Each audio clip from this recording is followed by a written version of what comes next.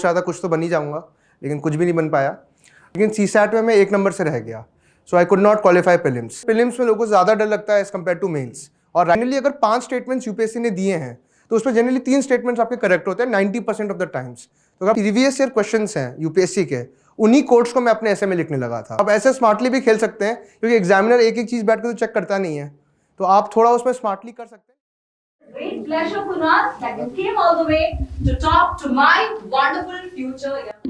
Thank you. Thank you. मैं भी एक हफ्ते पहले प्रीलिम्स की तैयारी कर रहा था, स्पेसिफिकली सीसैट का, क्योंकि इतना टफ हो गया है। तो मैं अपना टॉक शुरू करता हूँ अपनी जर्नी से। मैं 2021 में पास आउट हुआ बिट्स पिलानी से, और उस साल जो कोविड की वजह से अटेम्प्ट एक्सटेंड हो गया था, तो मई की जगह अक्टूबर में हो गया, और वो एक मेरे लिए ग्रेशियस पीरियड रहा। तो मैंने फर्स्ट अटेम्प्ट में प्रीलिम्स और मेंस दोनों क्वालिफाई किया। फिर मैंने इंटरव्यू दिया, लेकिन इंटरव्यू में मैं 23 मार्क्स से रह गया। फिर इंटरव्यू का रिजल्ट उस साल मुझे याद है 30 मई को आया था, विच वॉज मंडे, और उसी हफ्ते संडे को दोबारा एग्जामिनेशन था प्रीलिम्स का। और मेरी मेंटल स्टेट कुछ अच्छी नहीं थी, क्योंकि मैं सोच रहा था कुछ तो बन ही जाऊंगा, लेकिन कुछ भी नहीं बन पाया। फिर मैंने संडे को प्रीलिम्स दिया, और प्रीलिम्स के फर्स्ट पेपर में मेरे ठीक नंबर आ गए 103, लेकिन सीसैट में मैं 1 नंबर से रह गया, so I could not qualify prelims. तो एक हफ्ते में मैं ये सोच रहा था कि मैं अब कोई ऑफिसर बनूंगा, और फिर से मैं फूड चेन के बॉटम में आ गया, that is I could not even qualify prelims. फिर 1 साल का बहुत लंबा टाइम रहा, लेकिन मैंने अपने आप को टेस्ट सीरीज़ और इन सब में इमर्स कर दिया, और फिर मैंने 2023 का अटैम्प्ट दिया, और फॉर्चुनेटली इस बार मेरा एग्जामिनेशन क्लियर हो गया। तो इस टॉक में मैं बेसिकली इसको 2 पार्ट्स में करूँगा। पहला पार्ट तो प्रीलिम की स्ट्रैटेजी क्या है, और दूसरा पार्ट मेंस में आप क्या कर सकते हैं, क्योंकि इंटरव्यू का तो कोई फिक्स स्ट्रैटेजी ऐसा है नहीं, तो मुझे लगता भी नहीं कि शेयर करके फ़ायदा है उसका। तो प्रीलिम्स अब आजकल बहुत ही डाइसी हो गया है, क्योंकि स्टैटिस्टिक्स के हिसाब से कुछ 6-7 लाख लोग दे रहे एग्जामिनेशन, और सिर्फ 14 या 13 हज़ार लोग क्वालिफाई कर पा रहे हैं। तो ये सबसे बड़ा ऑब्स्टिकल है, और मेरे ख्याल से प्रीलिम्स में लोगों को ज़्यादा डर लगता है एज़ कम्पेयर टू मेंस, और राइटफुली सो।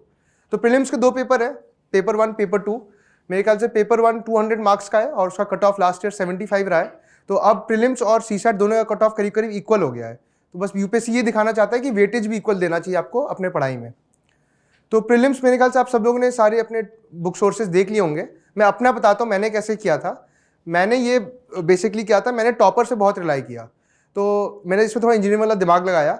मैंने ये सोचा कि सारे टॉपर्स कुछ ना कुछ तो अच्छा कहते ही हैं, तो एक काम करते हैं, जितने भी टॉपर्स उस समय तक आए थे, तो मैंने उन सबका बुक लिस्ट एक वेन डायग्राम में बनाया, और फिर जहाँ जहाँ ओवरलैप कर रहा था मैंने समझ लिया कि ये बुक्स तो बहुत इंपॉर्टेंट है, ये बुक्स तो मेरे को करनी चाहिए।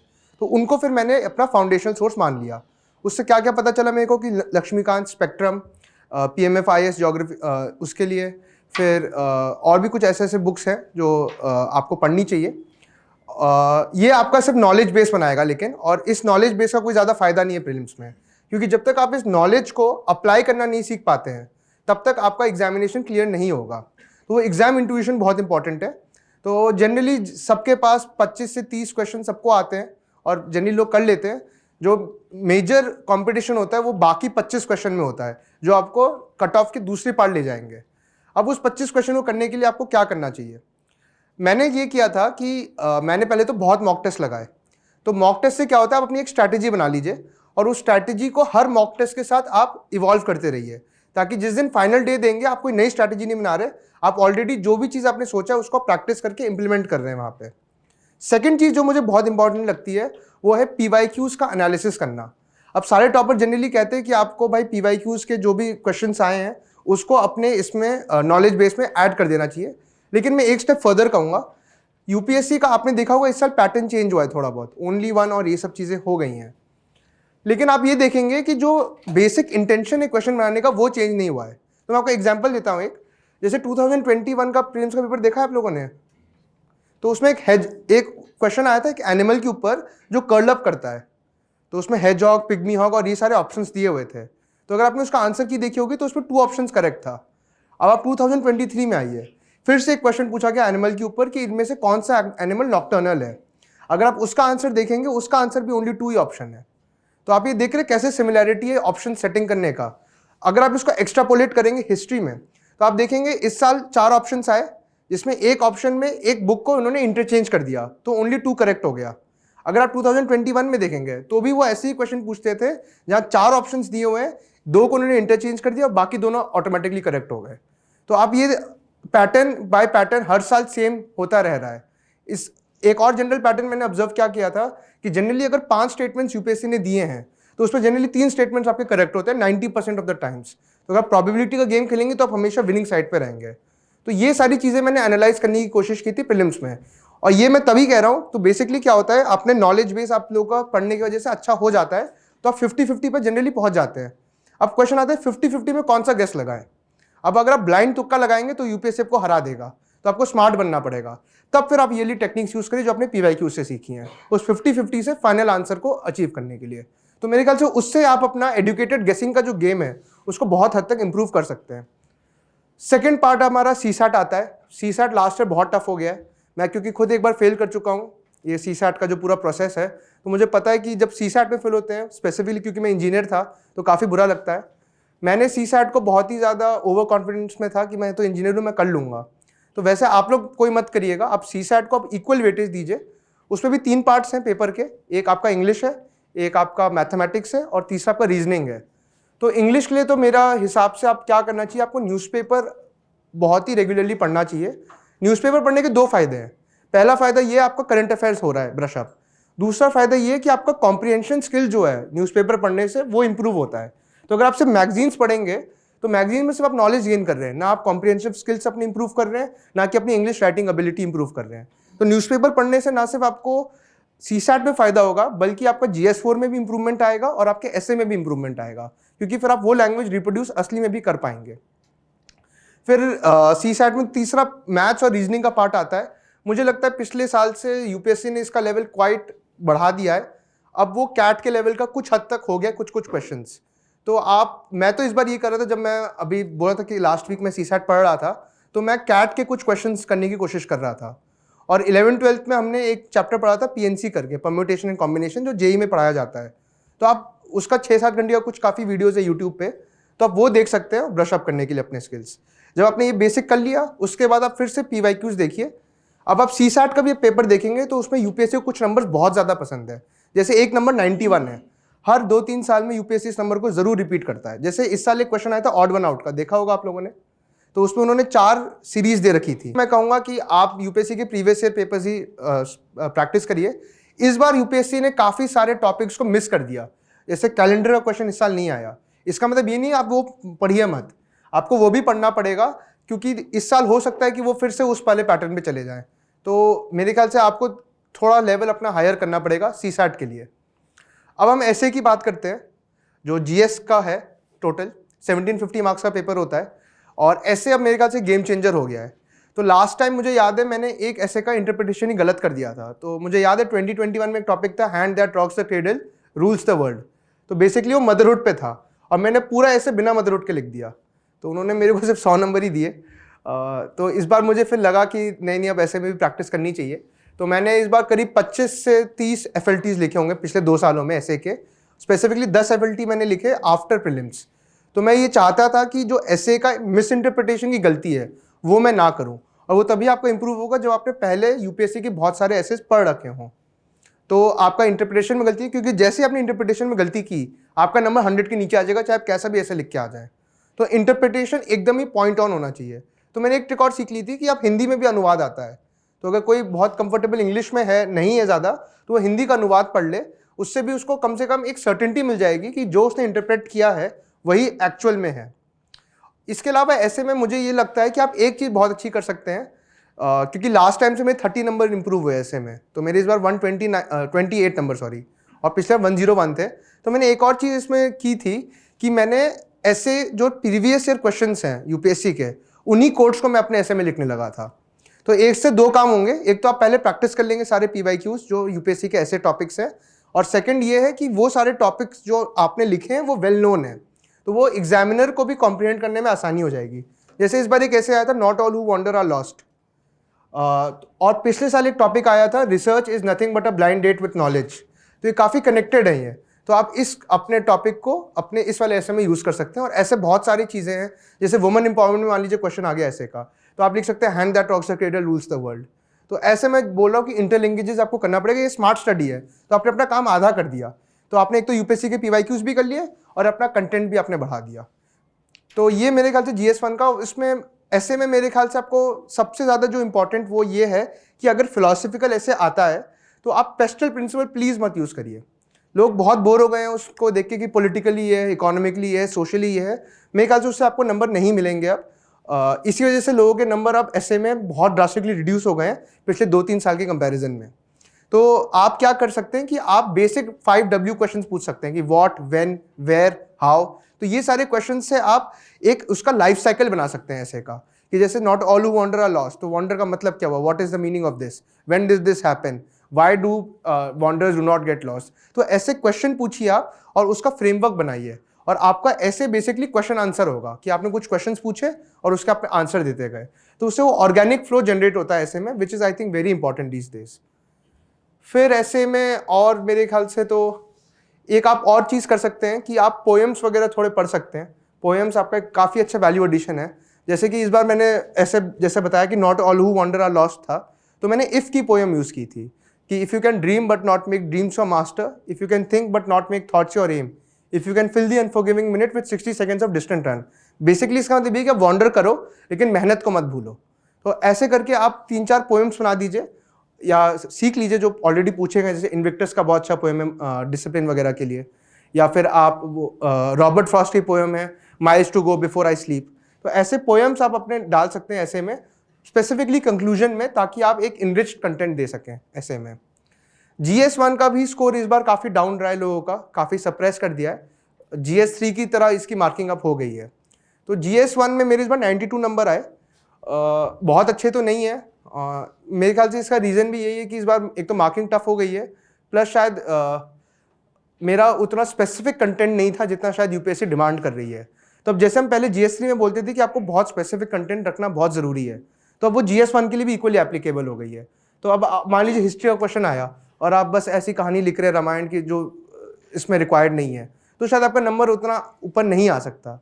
तो आप उसमें क्या करिए, आप GS1 का कोई क्वेश्चन आया और हिस्ट्री का आया, तो आप जो पहले सिविलाइजेशंस हैं जो आपने एंशिएंट हिस्ट्री पढ़ी है उसके लिए प्रीलिम्स के लिए वो यूज़ करना शुरू करिए। महाजनपद पीरियड हो गया आपका, सिथियंस हो गया, शाकाज हो गए, शुंगा डायनेस्टी हो गई, चंद्रगुप्त मौर्य की डायनेस्टी हो गई, उससे पहले हरियंका डायनेस्टी हो गई। तो ये सारे आप लिख सकते थे इस बार वाले क्वेश्चन, जो ज्योग्राफी कैसे हिस्ट्री को इन्फ्लुएंस करता है। तो आपको जब कंटेंट अपना हिस्ट्री के लिए भी बहुत अब इम्प्रूव करना पड़ेगा। इसके अलावा मेरे ख्याल से ज्योग्राफी के जो क्वेश्चन है उस पूरा मैप बेस बनाना बहुत ज़रूरी है। जितने आप मैप्स बनाएंगे उतना ज़्यादा क्लैरिटी एग्जामिनर को लगेगा कि आपके मन में है।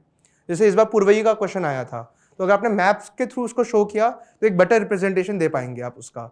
फिर इस बार एक क्वेश्चन आया था कि कैसे global green house gas emission जो इंक्रीज हुआ है जिसकी वजह से क्लाइमेट चेंज हो रहा है, वो कैसे आपके सी लेवल राइज को या फूड सिक्योरिटी को कैसे इफेक्ट करता है। तो अब यूपीएससी बहुत इंटरलिंकेजेस प्रोड्यूस कर रही है। अब आप इसको 2 लेवल में आंसर करना पड़ेगा। पहले तो ये बताना पड़ेगा क्लाइमेट चेंज हो रहा है, और फिर उसके इम्पैक्ट्स आपको डिस्कस करने पड़ेंगे और साथ ही साथ उसके मिटिगेशंस करने पड़ेंगे। तो आपको इंटरलिंकेजेस बहुत क्रिएट करने पड़ेंगे अपने GS1 के आंसर्स में। फिर सोसाइटी के आंसर्स आते हैं। इस बार बहुत ही जेनरिक क्वेश्चन आया, जैसे चाइल्ड कडलिंग हो गया, डाइवोर्स रेट्स हो गया, सुसाइड्स हो गए, इन सब चीज़ों पे आया। तो आपको अपना मेरे ख्याल से अब सोर्सेज भी थोड़े बहुत जेनरिक तो नहीं, लेकिन हाँ न्यूज़पेपर वगैरह काफ़ी करना पड़ेगा, क्योंकि न्यूज़पेपर में ही ऐसे आर्टिकल्स डिस्कस होते हैं। अगर आप कोई बुक में जाएंगे तो कोई नहीं बोलेगा चाइल्ड कडलिंग से क्या हो रहा है, लेकिन आप शायद पेपर पढ़ें तो हो सकता है कि उस पर डिस्कस किया हो। तो न्यूज़पेपर का पढ़ना बहुत ज़रूरी है, इसलिए मैं बोल रहा हूँ। GS1 के लिए भी हो गया है। अब हम जनरल स्टडीज़ पेपर 2 में आते हैं। तो जनरल स्टडीज़ पेपर 2 में मेरे इस बार शायद वन ऑफ द हाईएस्ट है, मेरे 134 मार्क्स आए हैं। तो अब मेरे लास्ट अटेम्प्ट में भी 120 थे, तो मुझे लगता है कि मैं GS2 काफ़ी अच्छा रहा है मेरे लिए। और GS2 का सिलेबस जनरली 4 पार्ट्स में डिवाइडेड है। एक है पॉलिटी एंड कॉन्स्टिट्यूशन, एक है गवर्नेंस, एक है सोशल इशूज़, और तीसरा इंटरनेशनल रिलेशंस है। अब मेरे ख्याल से चारों पार्ट्स में थोड़ा आपको डिफरेंटली इसको खेलना पड़ेगा और स्मार्टली खेलना पड़ेगा। तो जो पहला पार्ट है that is polity and constitution, तो उसमें तो मैंने ये किया था कि मैंने बेयर कॉन्स्टिट्यूशन का टेक्स्ट बहुत अच्छे से पढ़ा इस बार।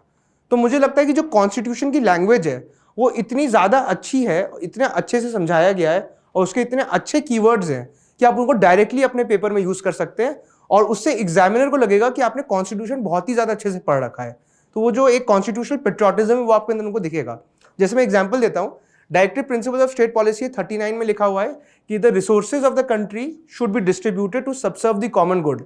अब मान लीजिए कोई वेलफेयर स्टेट का क्वेश्चन आ गया और आपने ये लाइन लिख दी, तो एग्जामिनर को लगेगा ठीक है भाई, इसको तो बहुत अच्छा पता है, इसको ना सिर्फ आर्टिकल नाम पता है बट एग्जैक्ट आर्टिकल भी पता है क्या है एक्चुअली में। तो ये आपको एग्जामिनर को दिखाना है। तो ये मेरे ख्याल से ये लेकिन एक स्टेप आगे है। इससे पीछे जो सुप्रीम कोर्ट के जजमेंट्स हैं, कमिटी के नाम्स हैं, वो सब तो आपको प्रोवाइड करना ही करना है। जितना आप स्पेसिफिक करेंगे उतना अच्छा होगा। साथ ही मैंने इस बार थोड़ा एक चीज़ डिफरेंट क्या की, मैंने मेरा क्योंकि पॉलिटिकल साइंस ऑप्शनल है तो मैं अपना PSIR का नॉलेज काफ़ी यूज़ किया। जैसे कि मैंने कोट्स वगैरह जो मैं PSIR में पढ़ता हूँ या कुछ स्कॉलर्स के नाम जो मैं पढ़ता हूँ वो भी मैं इस बार लिखने लगा। जैसे कि इस बार ब्रिटिश और इंडियन पार्लियामेंट सिस्टम के ऊपर कुछ क्वेश्चन आए थे, तो मैंने इस बार इसको AV डाइसी से शुरू किया कि उन्होंने दोनों ही सिस्टम्स के ऊपर थोड़ा बहुत अध्ययन कर रखा हुआ है। तो आप कैसे करोगे, जो AV डाइसी ने ब्रिटिश सिस्टम बनाया और हमने ब्रिटिश सिस्टम से कॉपी किया, तो मतलब AV डाइसी आपका रूट है, तो आप वैसे करके दिखा सकते हो। कभी कभी आप कोड चूज कर सकते हो। जैसे इस बार कमिटी सिस्टम पे क्वेश्चन आया था, तो कमिटी सिस्टम में मैंने शुरू किया Congress in committees, Congress at parliament is Congress at display, Congress in committee is Congress at work. तो इस कोड से मैंने दिखा दिया कि मुझे पता है कि जो पार्लियामेंट है जब कमिटी सिस्टम में होता है तभी वो इंपॉर्टेंट वर्क कर रहा होता है। तो आप ऐसे ऐसे कोड्स शुरू कर सकते हो एग्जामिनर को बेटर पोर्ट्रे करने के लिए कि आप क्या मीन करते हो। सेकेंड पार्ट आपका आता है गवर्नेंस के क्वेश्चंस। अब गवर्नेंस के क्वेश्चंस का मार्केट में बहुत मटेरियल है, लेकिन जनरली उसका प्रॉब्लम क्या है कि वो अपडेटेड नहीं है, और यूपीएससी में आपको अपडेटेड चीज़ें लिखनी पड़ेंगी। जैसे इस बार टेक्नोलॉजी या कोई भी चीज़ आती है और आप 5 साल पुराना डेटा डाल दो कि सेवोत्तम मॉडल हो, वो तो 5 साल से चल ही रहा है, आपने उसमें क्या यूनिक कंटेंट ऐड किया। तो इसमें मेरे ख्याल से डायनेमिसिटी बहुत ज़्यादा है। तो आप इसके लिए क्या कर सकते हैं, मैं तो बहुत ज़्यादा ये करता था कि जो ऑनरेबल प्राइम मिनिस्टर है वो हर महीने मन की बात इशू करते हैं, उसमें बहुत अच्छे केस स्टडीज लेके आते हैं गवर्नेंस से रिलेटेड। एक और वेबसाइट है बेटर इंडिया फाउंडेशन। तो बेटर इंडिया फाउंडेशन में काफ़ी सारे गवर्नेंस के एस्पेक्ट्स जो हैं वो उन्होंने इंक्लूड कर रखे हैं, तो आप वो यूज़ कर सकते हो। इसके अलावा काफ़ी स्टडी मटेरियल है, आप कोई भी अपना एक सिलेक्ट कर सकते हैं गवर्नेंस का बेसिक डेफिनेशन करने के लिए। एक बार उसको आप एज अ डेटा या वैल्यू एडेड मटेरियल मत समझिए। जो बेसिक डेफिनेशन है गवर्नेंस का कि गवर्नेंस का मतलब क्या है, वर्ल्ड बैंक के कौन से 6 इंडिकेटर्स है गवर्नेंस के, आप बस उन सब के लिए उस चीज़ को देखिए। बाकी आप जो डायनेमिक पार्ट है उसको या तो अपने करंट अफेयर मैगजीन से करिए, न्यूज़पेपर से करिए, या फिर PM की जो मन की बात है उससे कर सकते हैं। बाकी अब सोशल इश्यूज़ पे आता है, तो सोशल इश्यूज़ पे तो मैंने ये किया था कि वो भी सेम प्रॉब्लम है उसमें भी कि डायनेमिक कंटेंट बहुत ज़्यादा है और बुक्स सिर्फ आपको स्टैटिक पार्ट देती हैं। तो एक बार हमने स्टैटिक पार्ट कर लिया तो डायनेमिक पार्ट कहाँ से करें, तो उसके मैं 2 वेबसाइट्स बोलूँगा। एक तो PIB देख सकते हैं, प्रेस इन्फॉर्मेशन ब्यूरो। अब प्रेस इन्फॉर्मेशन ब्यूरो में क्या होता है कि सारी मिनिस्ट्रीज जो हैं उनका अलग अलग वो रहता है। तो अगर मान लीजिए आपको सोशल इश्यूज़ में आज हंगर के ऊपर पढ़ना है तो ministry of food and public distribution या मिनिस्ट्री ऑफ हेल्थ का आप देख सकते हैं। वुमेन एम्पावरमेंट करना है तो मिनिस्ट्री ऑफ वुमेन का आप देख सकते हैं। तो उसमें पिछले 1 साल के जितने भी उन्होंने चीज़ें रिलीज़ की हैं, कोई गवर्नमेंट स्कीम हो गया या कुछ वैसा हो गया, वो डायरेक्टली आता है, तो आप उससे अपना वैल्यू एडिशन कर सकते हैं मटीरियल का। और सोशल इश्यूज़ में आप ये भी कर सकते हैं कि मैं तो ये करता था कि जो टेस्ट सीरीज़ देता हूँ मैं उसके मॉडल आंसर्स आते हैं और उन्होंने उसमें ट्राई किया होता है बहुत सारा वैल्यू एडिशन करने का, तो आप उसको अडॉप्ट कर सकते हैं। बाकी इंटरनेशनल रिलेशंस हैं, वो भी बहुत डायनेमिक पार्ट है। आप मैप तो ज़रूर बनाइए, कभी भी IR का क्वेश्चन आता है मैप बनाना बहुत ज़रूरी है, उससे एक डिस्प्ले हो जाता है कि आपको पता है बेसिक में क्या चल रहा है। इसके अलावा ORF को रेफ़र कर सकते हैं, हिंदूज़ में बहुत अच्छे आर्टिकल आते हैं, एक्सप्रेस में बहुत अच्छे आर्टिकल आते हैं, C राजा मोहन के, प्रताप भानु मेहता जी भी कभी कभी लिखते हैं, तो ये सारी चीज़ें आप पढ़ सकते हैं। और एक और इम्पॉर्टेंट है मिनिस्ट्री ऑफ एक्सटर्नल अफेयर्स का। तो उन्होंने क्या कर रखा है बहुत ही बढ़िया कि उन्होंने 2 कंट्री के बीच का रिलेशन का, जो वहाँ की एम्बेसी है उसने एक 2 पेज का वो बना, 2 या 3 पेज का एक ब्रोशर बना रखा है, उसमें वो सारा डेटा दे देते हैं, सारे चीज़ें लिख देते हैं।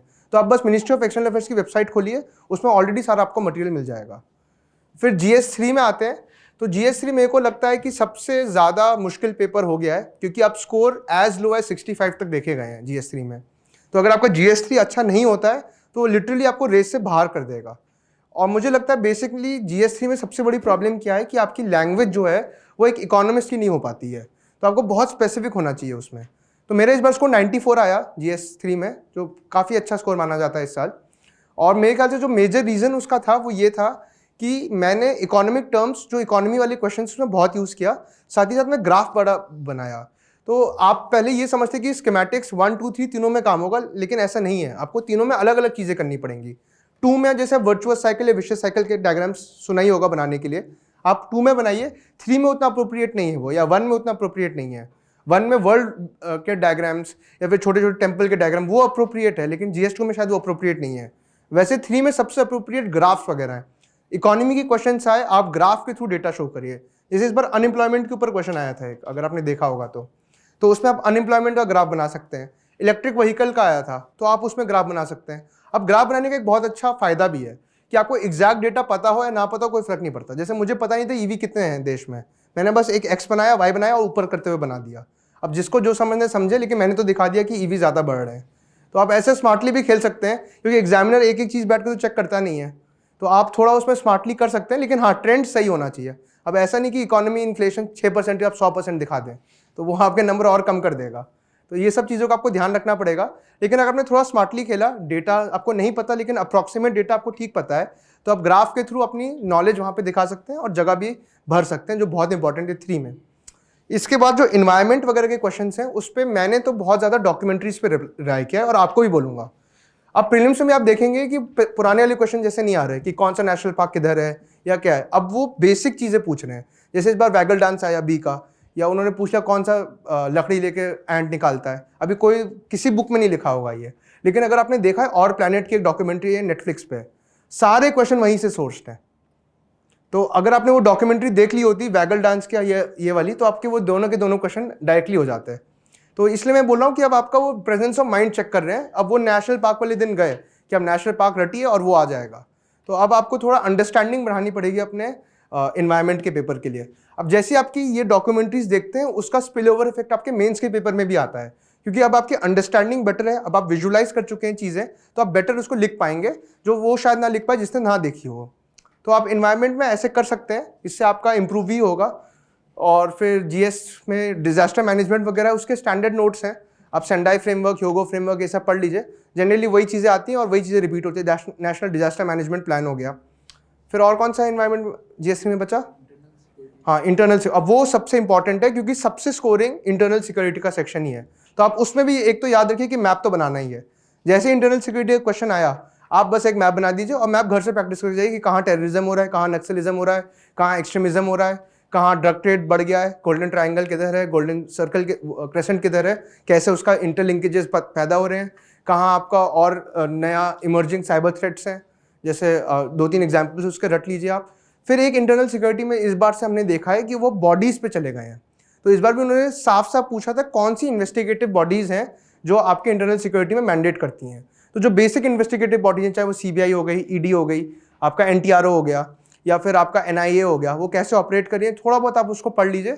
भले ही वो डायरेक्टली ना पूछे आंसर, लेकिन आप उसको as a value addition material जरूर डाल सकते हैं। फिर एक और चीज़ इस बार जो यूनिक थी वो ये थी कि उन्होंने करंट अफेयर्स और इंटरनल सिक्योरिटी को मर्ज कर दिया है। तो आपने देखा होगा no money for terror conference का इस बार क्वेश्चन आया, जो बेसिकली 2022 का करंट अफेयर्स है। तो आपको उस पर्पज से भी पढ़ना चाहिए अब कि शायद ये हो सकता है कोई बड़ी मेजर कॉन्फ्रेंस हो जो इंडिया ने होल्ड की है, अब वो भी क्वेश्चन पूछा जा सकता है जीएस 3 में। इसके अलावा अब आप साइंस एंड टेक का देखेंगे तो एकदम स्टैंडर्ड क्वेश्चन है, वो आप हर साल प्रिडिक्ट कर सकते हैं क्या होने वाला है।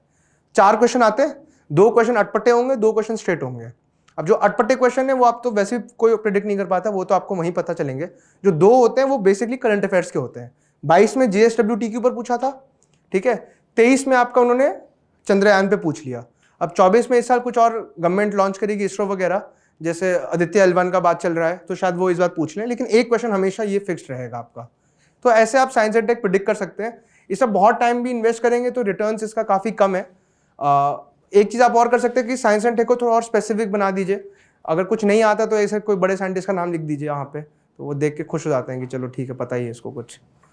फिर GS4 का अब आप देखिए, एथिक्स एक बहुत ही मुझे अभी भी समझ में नहीं आ रहा। मेरे 118 नंबर आए और मैं काफ़ी ज़्यादा हाई एक्सपेक्ट कर रहा था, तो मुझे पता नहीं मेरे नंबर कहाँ कट गए उसमें।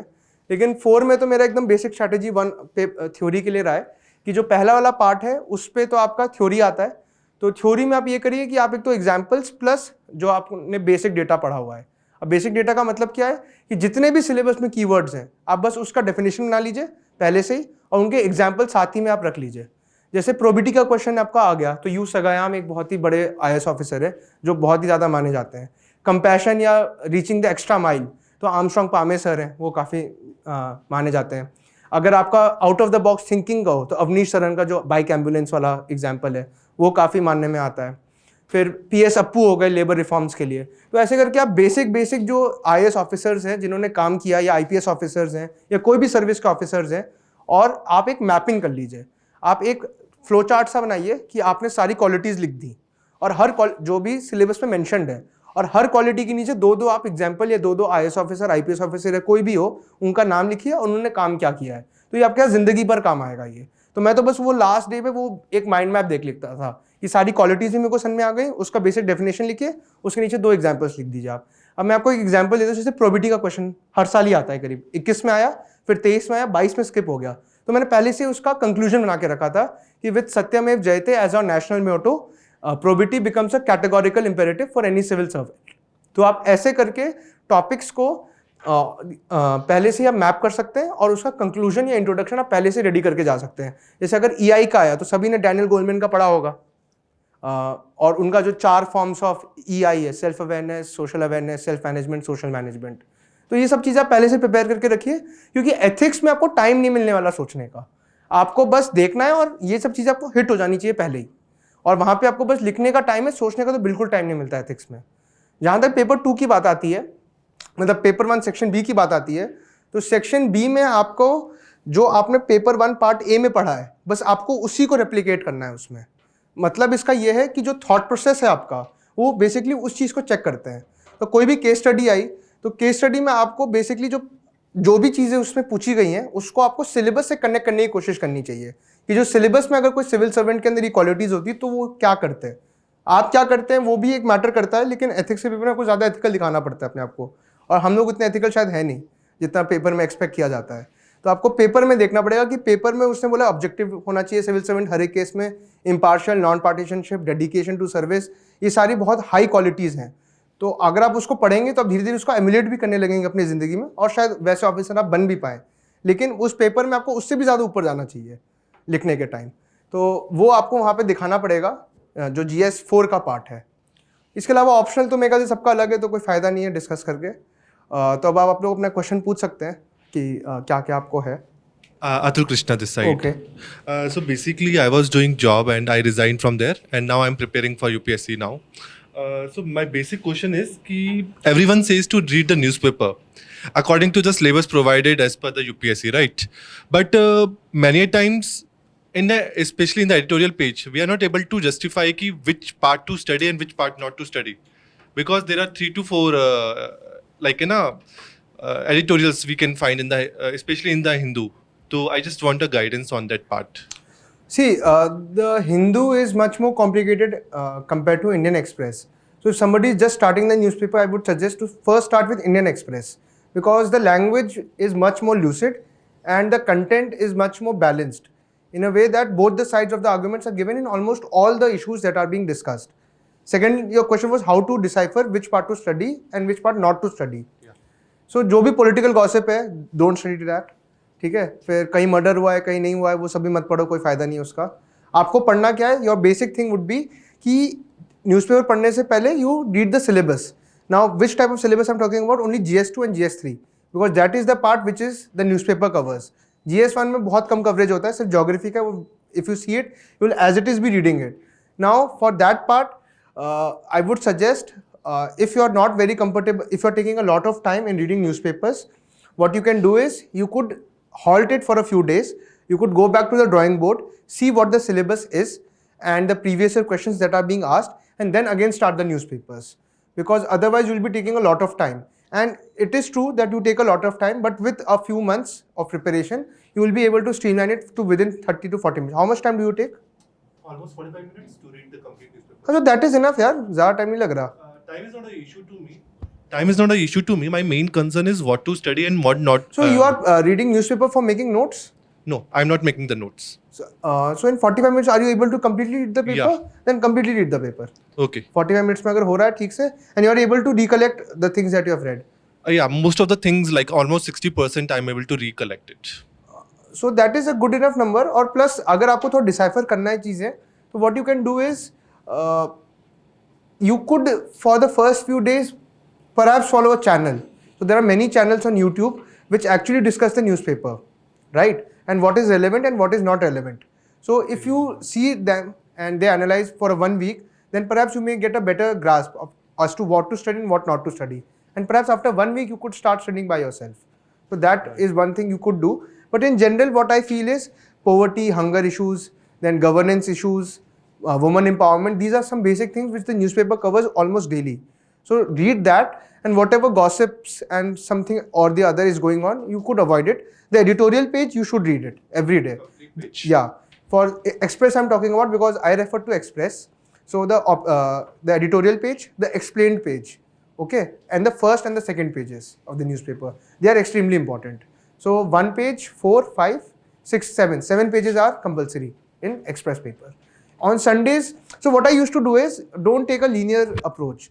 So from Monday to Saturday, Express is very good, but on Sunday, Hindu is very good because on that day, Hindu has a separate section of science, which is not there in Express on that day. Plus on Sunday, the Express also publishes some Bollywood gossip and movies review, which is not required. So what I used to do is from Monday to Saturday, I used to read Express, and for Sunday particularly, I used to read Hindu. So I could cover both the things in a timely manner. Okay? Thank you, sir. Thank you. Good evening sir. Good evening. What's your name? Anuj Tyagi sir. Okay. जैसा आपने बताया था कि आप PSIR optional था, तो GS2 के अंदर आप जो पेपर था उसमें वैल्यू एडिशन के लिए अपने PSIR के नॉलेज को भी आप यूज़ करते थे। बिल्कुल। तो ऐसे सब्जेक्ट जो मेरे ऑप्शनल नहीं है उनके अंदर ये स्पेशल वैल्यू एडिशन के लिए कैसा आपका ऑप्शनल क्या है?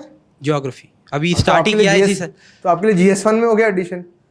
तो बाकी सब्जेक्ट्स के अंदर जैसे मेरा ज्योग्राफी ऑप्शनल हो गया, तो GS2, 3 इन सब के अंदर अगर ऐसा वैल्यू एडिशन करना है तो उसके लिए देखिए बहुत ज़्यादा वैल्यू एडिशन की ऐसा ज़रूरत है भी नहीं। तो मैंने इसका मतलब क्या मैं आपको बताता हूँ।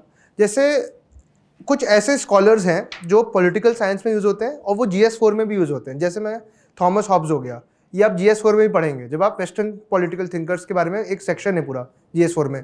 जॉन रॉल्स हो गया, ये भी आप GS4 में पढ़ेंगे। तो जो पॉलिटिकल साइंस का स्कॉलर्स हैं वो जो GS4 में भी मैंशनड हैं या जो पढ़ाया जाता है, आप उनको GS2 में यूज़ कर सकते हैं, ना कि पॉलिटिकल साइंस के एक्सट्रीम स्कॉलर्स।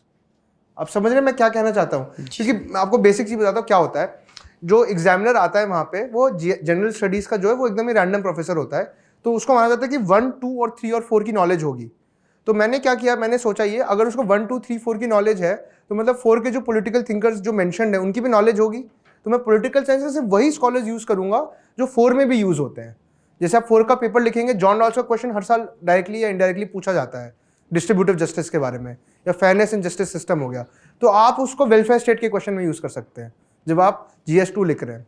या हॉब्स का हो गया, हॉब्स का रूल ऑफ लॉ का है, या एवी डाइसी का रूल ऑफ लॉ का कॉन्सेप्ट है। एवी डाइसी तो लक्ष्मीकांत में भी मैंशनड है, जो 2nd या 3rd चैप्टर है, अगर आप उसको ठीक से पढ़ेंगे।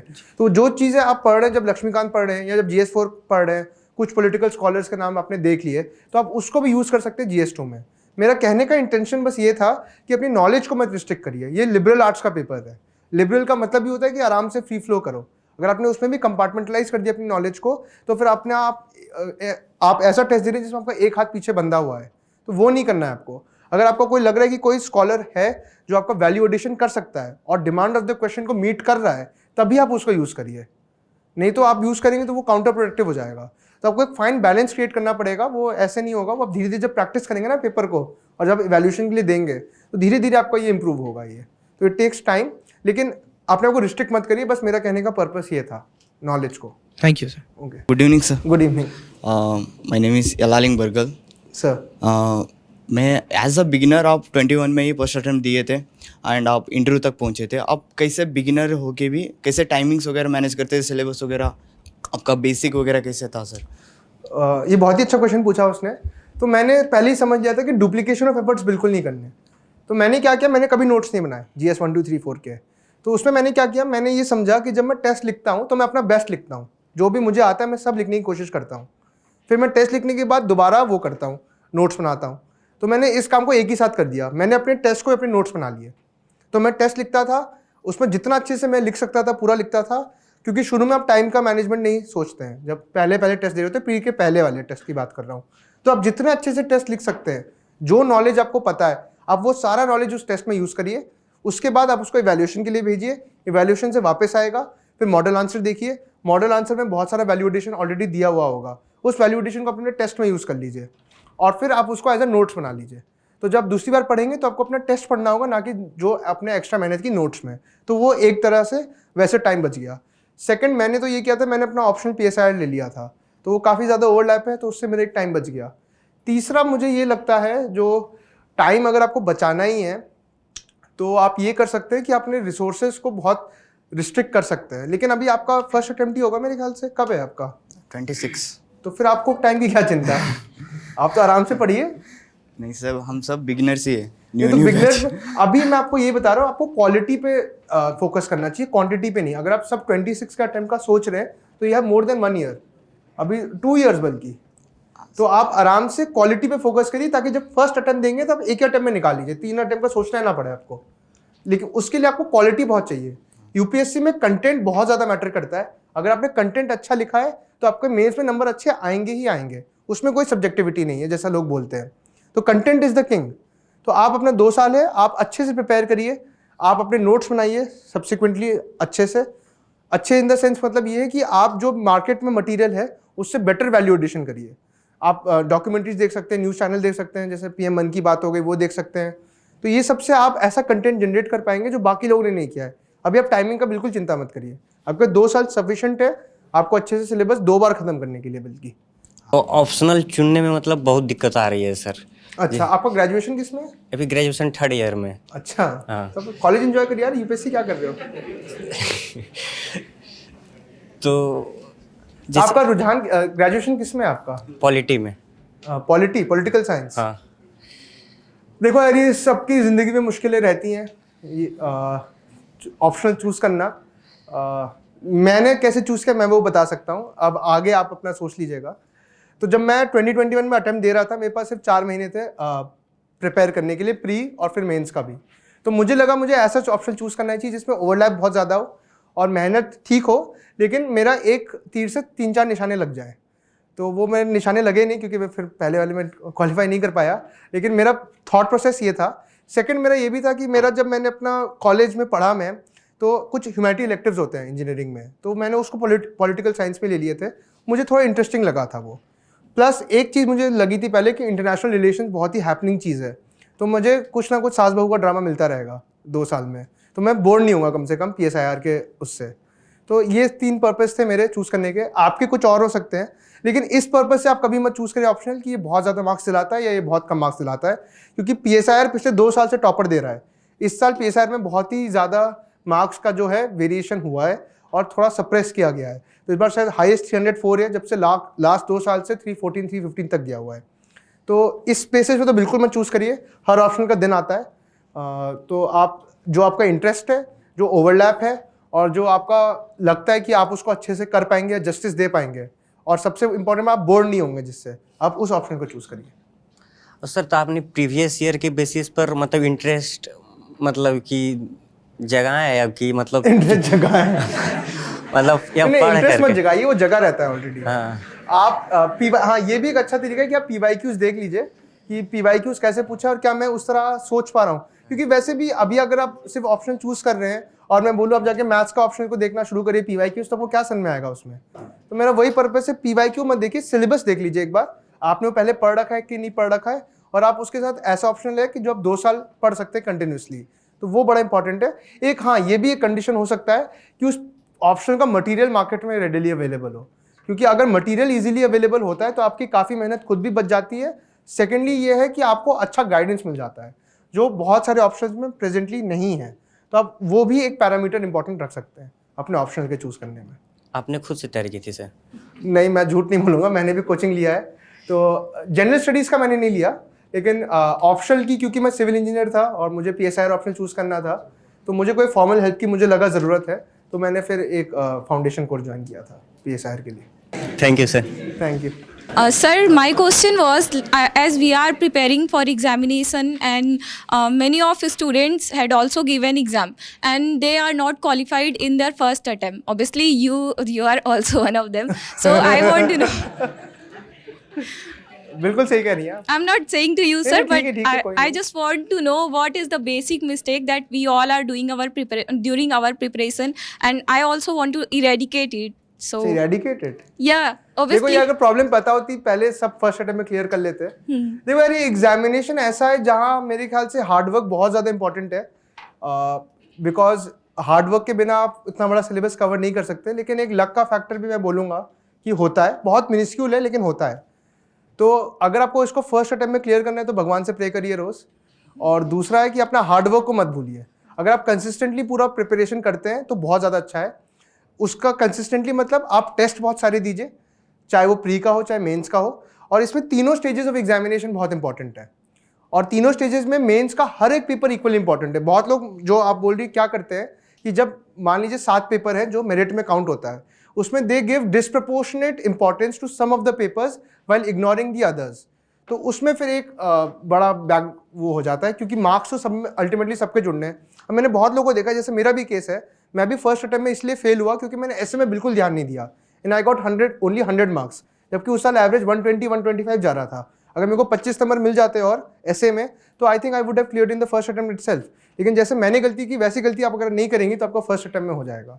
तो आप सब में इंपॉर्टेंस दीजिए, सबको इक्वली इंपॉर्टेंस रखिए, सबके टेस्ट दीजिए रेगुलरली, सब में आप इम्प्रूव करने की कोशिश करिए और भगवान से प्रे करते रहिए। Okay, and sir, my next question is, what is the minimum time do we need as a beginner? How many months should we give for this examination to cover whole syllabus? यार ये बहुत ही ज़्यादा मुश्किल question है actually. ऐसा fix time नहीं है, बहुत लोग हैं जो 6-7 महीने में निकाल लेते हैं, लेकिन मेरा पर्सनल ओपिनियन ये है कि you need at least a year before you start वो। क्योंकि एक ईयर में क्या होता है, 5-6 महीने मान लीजिए पढ़ भी लेंगे तो आपको आंसर राइटिंग का टाइम नहीं मिलेगा। फिर तो आपको पढ़ना ही नहीं है, बल्कि सिलेबस कवर नहीं करना है, बल्कि you have to give multiple tests, क्योंकि बिना एग्जाम दिए आप ये एग्जाम नहीं क्लियर कर सकते। जितना प्रैक्टिस करेंगे आप, उतना ज़्यादा आपका आंसर राइटिंग स्किल इंप्रूव होगा और उतना ही चांसेस आपका मेंस में हो जाएगा क्वालिफाई करने का।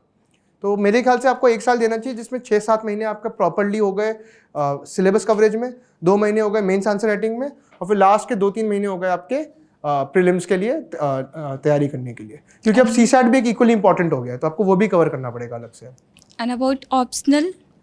ऑप्शनल देखो, PSIR बहुत बड़ा ऑप्शनल था, तो इट टुक 6 months। तो जो आप बोले ना सिलेबस कवर का पहले 6-7 महीने, उसमें आपको दोनों चीज़ें कवर करनी पड़ेंगी, ऑप्शनल भी और अपना जनरल स्टडीज भी। तो बहुत हेक्टिक हो जाता है। जब मैंने इनिशियली पढ़ाई शुरू की थी तो मुझे 12-12, 13-13 घंटे पढ़ने पड़ते थे just to cover the syllabus, लेकिन विद टाइम इट डिक्रीजेज। एक बार अपने सिलेबस जब कवर कर लिया होता है तो रिवीजन में बहुत कम टाइम लगता है। तो इसलिए मैं बोल रहा हूँ 7 महीने तो आपको लगेंगे दोनों सिलेबस कवर करने में। Okay, thank you, sir. Thank you. Sir, my name is Prasoon and I also did BTech for 17 to 21. Okay, Okay, and civil engineering only. अच्छा, तो सेम ही है भाई हम लोग। तो प्रॉब्लम क्या है सर कि मैंने तो अभी 6 months पहले जॉब छोड़ के यहाँ आया हूँ, तो मेरा बस यही डाउट था कि क्या ज़्यादा लेट हो गया क्या? ये अटेम्प्ट देने के लिए नहीं, ये नहीं है, 25 का है मेरा। नहीं, फिर तो टाइम है आपके पास। अगर आप 3 महीने आप ऑलरेडी पढ़ रहे होंगे मेरे ख्याल से। हाँ, अभी पॉलिटी शुरू हुई है हमारी, इकोनॉमिक्स हो गई है और एंशिएंट हिस्ट्री हुई है, ज्योग्राफी, फिजिकल। तो अभी नहीं, बहुत टाइम है आपके पास। आप आराम से, अगर आपने ठीक कवर, आपने ऑप्शन सेलेक्ट कर लिया अपना? हाँ, पबैड है। पबैड है आपका। फाउंडेशन कोर्स है, आपको ज्वाइन किया है? जून में होगा स्टार्ट, अभी नहीं हुआ है। हाँ, जून तो में ही आप- होता है स्टार्ट। तो आप मेरे ख्याल से सितंबर, अक्टूबर या मैक्सिमम नवंबर तक अपना सिलेबस तो कवर कर लेंगे, या अक्टूबर एंड तक। फिर 2 महीने आप आंसर, 2-3 महीने आप आंसर राइटिंग की प्रैक्टिस करिए जनवरी तक, and then from February onward you again jump back to prelims. अभी आप प्रीलिम्स से फोकस बिल्कुल मत करिए। अभी आप सिर्फ अपना, मैं यही बोलता हूँ, आप प्रीलिम्स का कभी सिलेबस मत करिए कवर, हमेशा आप सिर्फ मेंस का सिलेबस कवर करिए। बिकॉज जैसे आप मेंस का सिलेबस कवर करते हैं, आपका प्रीलिम्स ऑटोमेटिकली हो जाता है। फिर बस आपको उस नॉलेज को अप्लाई करना सीखना है, उसके लिए टेस्ट सीरीज है और वो 2 महीना उसके लिए काफ़ी है। ठीक है, तो आपके पास अभी काफ़ी टाइम है, मेंस का प्रिपरेशन करिए, प्रीलिम्स बिल्कुल अभी मत छूइएगा, कोई अभी उसका Thank you. नहीं है। All the best. Is it logical to drop maths question in prelims if you know your maths is very weak?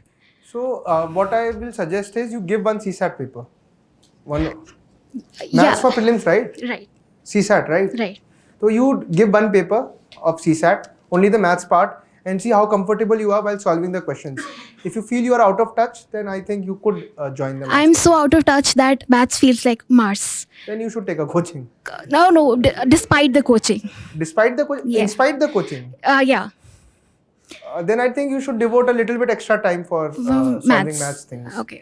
Thank you. I think if you solve PYQs adequately and the CAT level questions somehow, then you will be able to crack the CSAT. LCM, HCM, root, square, everything is So how is your English? good, I think. 96 out of 112. That's it. So that is very good, yeah. 96, very good बोल दो. But apart from that, there is also, the logical reasoning and aptitude that you develop See, doing maths. whatever you are saying is actually very correct. CSAT has become very tricky. So I would suggest, if you're not comfortably passing the CSAT cutoff, then you could look for a professional help. Okay. Good evening, sir, and everyone. My name is Yash Agrawal, and first of all, a very heartful congratulations for your skyrocketing success. Thank you. Sir, I would like to take you towards your optional. I am also having PSIR as my optional. So I would like to know about your strategy, and specifically, like, what were your resources, See, and how? there are large number of people who don't have PSIR as their background. Yeah, yes, sir. They will not be enjoying the talk then. Na. Okay. Be specific with your question. So, like, I just want to know your resources and how you did your revision. Just.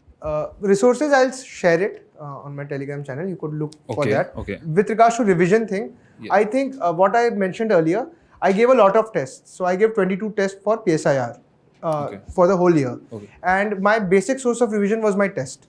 So after writing the test, most of the things in 22 tests, most of the things that are asked in the actual examination is covered. So those 22 tests and the PYQs, they were my main sources of revision. Apart from that, I also extensively used Utkarsh Dwivedi sir's blog. So you could find it in WordPress, and that is very excellently written in a very succinct manner. So you could refer that and give as many tests as possible, then revision would not be a very big problem, right? Okay. Okay, sir. Thank you. Thank you. Sir test series से related पूछना था. आपने sir 21 में और 23 में कितने test दिए थे, सेक्शनल और फुल लेंथ, लाइक प्रीलिम्स के लिए? प्रीलिम्स के लिए? हाँ. सो मैंने टोटल 100 टेस्ट दिए होंगे पिछले 2 सालों में. 21 में कितने? 21 में आई थिंक इट वाज 25-26 और बाकी 74 टेस्ट मैंने फिर अपने थर्ड अटेम्प्ट के लिए दिए.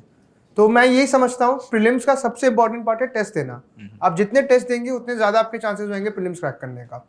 सो extensively use that test not only to gain knowledge but कैसे एग्जाम को एक्चुअली में परफॉर्म करना है. और मेरा ये रहेगा कि अगर आपने 2-3 एक्चुअल रन थ्रू कर लिए एग्जामिनेशन के before the examination, that is आप कोई सेंटर में आके टेस्ट दिया आपने, तो वो आपकी प्रिपरेशन को और बूस्ट करेगा.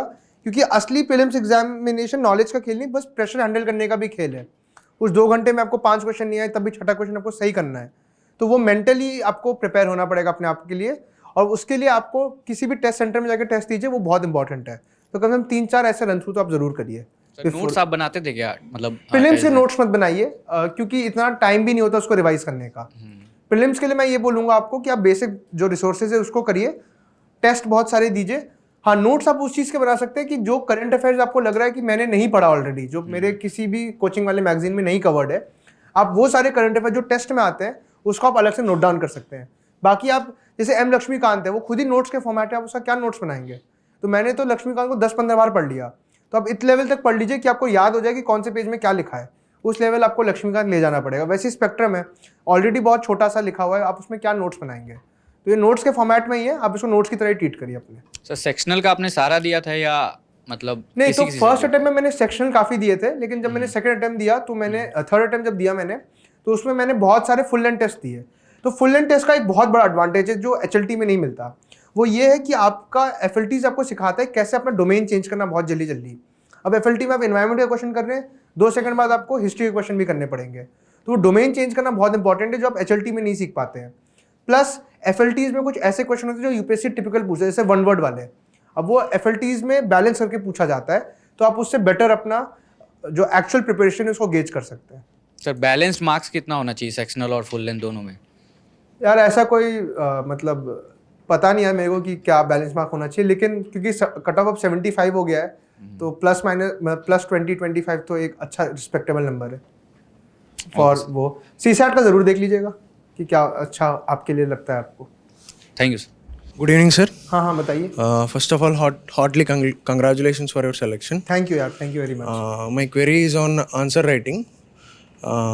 Actually, if all the time, every time there will be no guidance for the answer writing, so how to evaluate self if no one is there? So this is a very big problem कि in answer writing you never know whether your answers are up to the mark or not. So what I feel you could do is, initially what I also did was, I actually gauged my preparation based upon toppers. So that year Akshat Jain sir's copies were quite circulating. So what I used to do was, I would look after finishing a topic, I would take a question from Akshat Jain sir's paper and then write it myself and then evaluate it on the basis of how he has written. So if my answers for me were good as he was writing, then I would think that okay, my preparation is on the right track. If not, then I would try to change my strategy. After practicing from one particular topper, you could shift it to another topper so that there is diversity in the input viewpoints. Apart from that, if possible, seek for mentors. Mentorship is very important for answer writing, and if you have a good mentor, he will guide you very well with regards to answer writing. Sir, how do you compare those answers? See, comparison, there are 3 parameters. Firstly, the structure of the question, whether your structure is as good or not as good, but equally good as the topper has written. Second is your content, the knowledge, the keywords that you have used. And third is the presentation. How good is your presentation? If these 3 factors are up to, if for example, you are giving 8 marks on these parameters to a particular topper out of 15. So scale your answers according to him and give yourself marks in an honest manner. You should be very honest. कि अगर इसने 4 data points लिखे और मैंने 2 लिखे तो मैं अपने आप को सिर्फ 50% मार्क्स दूंगा जितने उसको दिए मैंने. तो इस तरह से आप ऑब्जेक्टिव क्राइटेरियाज क्रिएट कर सकते हैं और ये 3 आपके बेसिक फ्रेमवर्क हो सकते हैं. That is structure, presentation and content. Right Sir, how do you include infographics? Like infographics like graphs or something? See, that depends upon the question. For example, this time, like I discussed earlier, unemployment was asked. So you could very well draw a diagram to show what is unemployment. What I also did in the actual paper was I wrote the actual formula as well. Ki unemployment is this thing. So unemployment rate is this by this. So these type of graphs can be used in your actual paper as well. Sir, should we make a template for every GS subject for those particular value addition or infographics? See, making a template is always advisable because that makes your preparation very structured. But that does not mean that there is a fixed template. If you feel that there is a particular value point that could be added, which is not fitting your template, you could very well take it up with you. For example, there was a case study of Chetana Organics regards to how people in farmers in rural areas were exporting organic cotton to European countries. And this was a model which was replicated even outside India. So that case study could be directly utilized in your answers. So these type of case studies you find, Hivre Bazaar model ho gaya, Alwar model ho gaya. So these are some case studies which are not present in actual books that you study, but are relevant. So these are the examples that I took from Yojana. So you could see that, and this is the unique content that actually gains you marks, because all the rest of the things, all the other people are also writing. So you have to make your content unique, and this is how you make your content unique. Okay. Thank you, sir. Thank you so much. Okay, sir. So hopefully you will give more insights to many more upcoming officers. I wish you all the best as well. Thank you, ma'am. And you should be an inspiration, and you will be definitely for my upcoming young officers also. Right. Thank you, Anjay. Thank you, It was ma'am. great having you. Thank you, ma'am. Thank you, guys.